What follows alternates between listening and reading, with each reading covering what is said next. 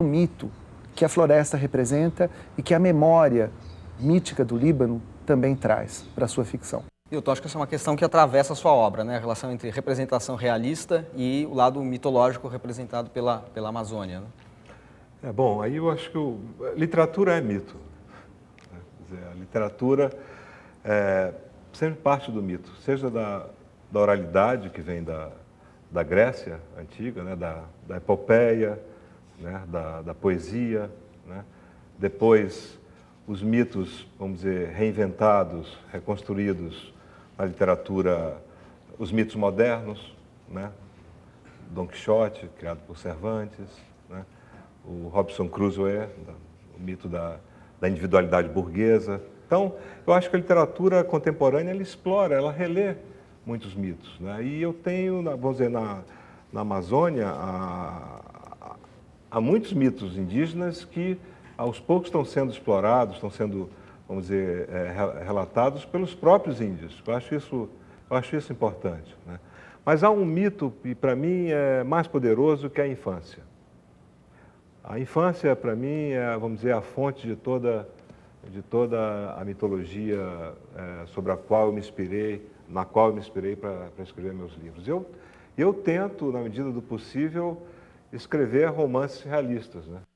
Falando em mitologia, Glauco, a sua mitologia, quer dizer, os mitos que você resgata do passado são mitos um pouco mais devassos, digamos assim, né? Mas Sade, Bocage, como é que é a mitologia, como é que é a relação entre essa mitologia erótica e realidade para você? Como ela ocorre na sua obra e na sua visão? Mas eu verifiquei que os autores mais pornográficos, mais sujos, mais malditos, são justamente os mais humanos. Né? Aqueles que estão mais próximos de nós, da nossa convivência de mocinho e bandido na mesma pessoa. Né? E concordo inteiramente com o Raton quando ele fala que o maior mito é o da infância, porque assim como eu fui humilhado, currado desde a infância pela deficiência e me tornei gay e sadomasoquista por causa disso, né? Eu acho que todas as leituras que a gente começa a partir da infância já tem esse traço. Né? E aí a gente vai buscar na mitologia universal aquilo que está no nosso próprio imaginário. Por exemplo, do Robinson Crusoe, eu fui buscar a humilhação com o pé no pescoço do Sexta-feira, pelo Robinson. Né? E fui buscar várias outras fábulas, como a própria fábula da Cinderela. Né? Muitas fábulas universais contêm aqueles fetiches que estão diretamente ligados aos nossos próprios traumas. Basta a gente garimpar nesse imaginário universal aquilo que diz respeito à individualidade de cada um. A pedolatria está ligada a trauma, especificamente, a ponto de fazer você reler a história da literatura um pouco... por esse viés. Costurando esses autores. Né? Exatamente, exatamente. Não todo tipo de fetiche, nem todo tipo de podolatria seria essencialmente traumático ou sadomasoquista, mas grande parte desses mitos não é? E no meu caso, como eu tive uma vivência pessoal, né, na própria pele, eu fui buscar aquilo que tinha a ver comigo, e aí é que entra o trabalho do escritor, de recriar esse universo a partir de uma mitologia própria, mas transformando isso numa coisa que possa ser compartilhada e, portanto, tornar-se universal. E você compartilha com seus leitores esse trauma, ou ele é algo que ficou oculto e alimenta a sua literatura? Não, de maneira nenhuma. Eu transfiro para o leitor, eu transformo cada leitor em meu carrasco, porque eu quero ser vitimizado por eles também. Ao ler, eles estão se transformando naqueles que me curraram. E eu quero que eles compartilhem da minha denúncia, do meu desabafo. Parece que temos uma outra pergunta na plateia para o Glauco, dentro dessa mesma temática. Você poderia, por favor, se apresentar e formular a sua questão? Sim, boa noite. Meu nome é Valéria Guiar, eu sou da Uninove, faço letras. A pergunta é a seguinte para o Glauco. Contrapondo com os seus sonetos com relação à mulher, você sempre aborda a mulher de uma maneira marginalizada. E a sua vivência também foi marginalizada, de certa forma. Então, eu quero saber de ti, o que coadune isso na sua vida de pensamento? Bom, uma das primeiras constatações que a gente faz quando assume a própria sexualidade é verificar que outras pessoas são discriminadas por causa da sexualidade. E se a gente parte do individual para o coletivo, a gente verifica que juntamente com o gay, a mulher é também vitimizada. Não é? Existe uma aliança histórica entre o movimento gay e o movimento feminista. Não é? E aí é fácil de entender por que a minha visão da mulher é uma visão solidária entre marginalizados. O John Lennon dizia que a mulher é o negro do mundo, né? Isso, exatamente. A gente tem uma pergunta na plateia. Meu nome é André, sou aluno de letras da Uninove. Minha pergunta é para o Milton.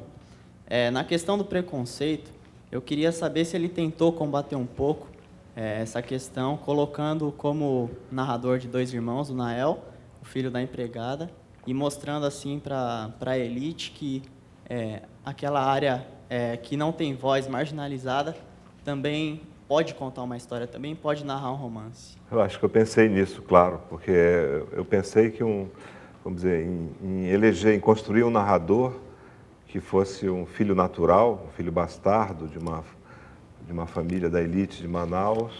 Esse narrador seria, de fato, o porta-voz da memória de sua tribo. Isso foi intencional, evidentemente. Aliás, no romance, falando flaubertianamente, quase tudo é intencional. Não há muitos disparos assim cegos. Você tem uma concepção dos personagens, né? E esse narrador que vamos dizer, que não pertence inteiramente nem à família, nem, enfim, e é um meio marginal em relação a saída dele é através do estudo, né? É por isso que eu falei das cotas. Quer dizer, ele viveu numa época em que a escola pública ainda era digna, nos anos 50. Quer dizer, essa escola do Nael, ele se salva, quer dizer, por causa da escola, né? Quer dizer, ele de fato é a pessoa, o narrador que sobrevive. Ele é o único sobrevivente de todas, né, de todo o clã. Eu pensei nisso, sim. Legal, obrigado, Milton. Nós vamos fazer mais um rápido intervalo no Letra Livre e já voltamos.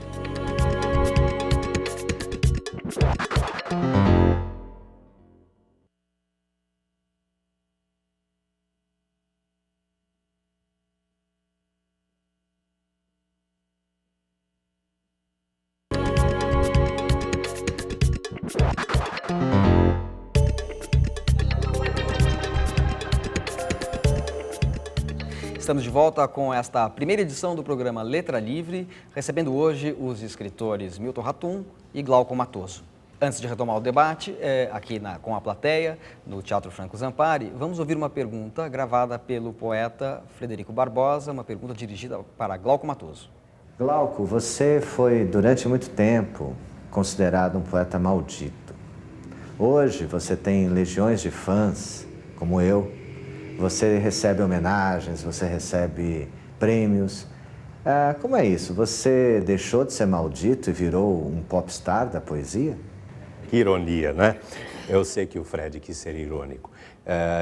Eu nem me rotulo de poeta marginal e nem de escritor maldito. Eu costumo dizer que eu sou pós-maldito, para fazer uma ironia com essa história da pós-modernidade. Na verdade, prêmios, homenagens, são coisas totalmente descartáveis, né? Tem relação com uma palavra que se usa muito hoje em dia na mídia, que é visibilidade. Imagina se um cego vai se importar com visibilidade, né? Eu continuo sendo maldito, marginal, só que eu não faço questão desses rótulos especificamente, né? Eu uso outros rótulos, como, por exemplo, pornosiano. Eu prefiro. Mas, Glauco, como é que é essa exposição para você? Quer dizer, você está aqui diante de uma plateia, com câmeras de televisão ligadas sobre você, e você expõe, assim como na sua obra, todas as suas perversões, fetiches, você fala de maneira muito franca sobre isso o tempo todo. Qual é uma estratégia isso? É uma coisa espontânea, uma necessidade ou é um fetiche? Não, é como diria o Fernando Pessoa, é fingimento e é sinceridade ao mesmo tempo. Porque é aí que entra o paradoxo, né? Eu estou sendo contraditório comigo mesmo quando digo que estou sendo personagem de mim mesmo, né? Estou fingindo, mas ao mesmo tempo estou desabafando, estou vomitando, estou pondo para fora, né? Convidando as pessoas